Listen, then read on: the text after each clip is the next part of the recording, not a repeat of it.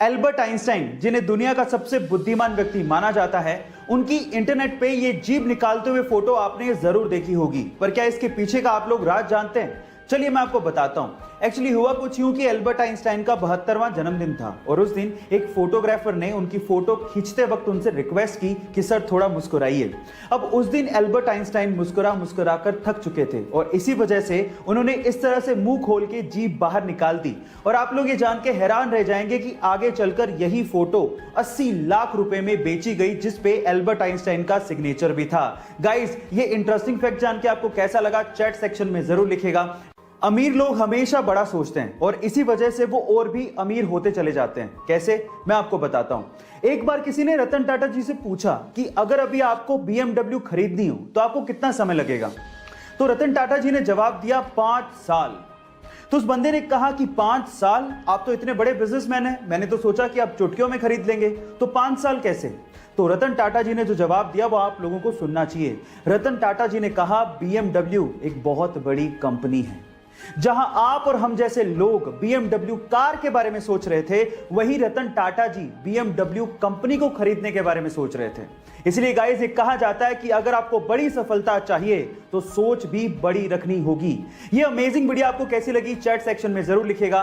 Guys, आपने SAARC organisation के बारे में तो जरूर सुना होगा, जिसकी फुल फॉर्म है south Asian association of regional cooperation, जिसे 1985 में बनाया गया था और टोटल 8 कंट्रीज इस सार्क की मेंबर है।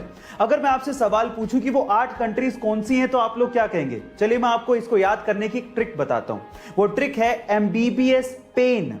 M मने मालदीव्स, B मने बांग्लादेश, B मने भूटान, S मने श्रीलंका, P मने पाकिस्तान, A मने अफगानिस्तान, I मने इंडिया और N का मतलब है नेपाल। इस ट्रिक का श्रेय UPSC ड्रीमर्स को जाता है।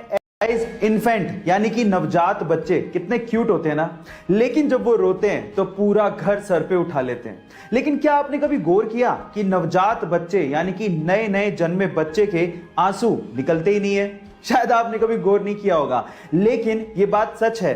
नवजात यानी कि नए नए बच्चे जो जन्म लेते हैं, उनके आंसू कभी नहीं निकलते, क्योंकि तब तक उनके टीयर डक्ट्स यानी कि आंसू वाली नलियां डेवलप्ड ही नहीं होती। हाँ, 1 महीने बाद से 3 महीने तक उनकी आंसू की नलियां डेवलप हो जाती हैं और उसके बाद वो रोना शुरू करते हैं तो साथ में आंसू भी निकलते हैं। है ना अमेजिंग फैक्ट?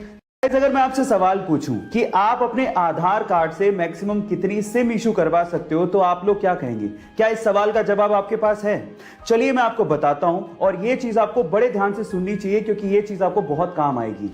ट्राई यानी कि टेलीकॉम अथॉरिटी ऑफ इंडिया के अनुसार आप अपने आधार कार्ड से मैक्सिमम 9 सिम इशू करवा सकते हो, जिसमें से भी 6 सिम एक ऑपरेटर की होगी और बाकी बची हुई 3 सिम आप दूसरे ऑपरेटर की लोगे।